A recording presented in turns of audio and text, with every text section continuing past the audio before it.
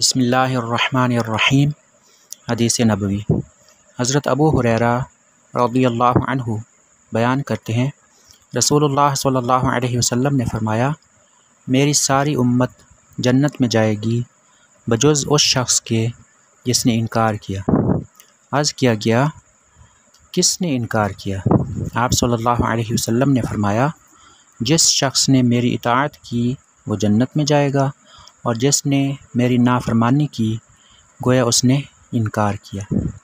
نبی کریم صلی اللہ علیہ وسلم کی اس حدیث پاک میں نبی پاک صلی اللہ علیہ وسلم یہ ارشاد فرما رہے ہیں کہ جس شخص نے ان کی نافرمانی کی تو اس نے گویا دین کا انکار کیا، اور ایسے شخص کے لیے جنت نہیں ہے بلکہ ایسے شخص کو جہنم ملے گی۔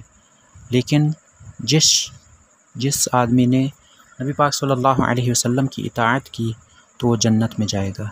اللہ پاک فرماتا ہے، من یطع الرسول فقد اطاع اللہ، جس نے رسول کی اطاعت کی تو اس نے اللہ کی اطاعت کی۔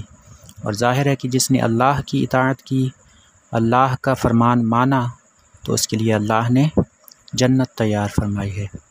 اور جس نے نبی پاک کی نافرمانی کی تو گویا اس نے اللہ کی نافرمانی کی، یقیناً اس نے اللہ کی نافرمانی کی، اور ایسے شخص کا ٹھکانہ جہنم ہے۔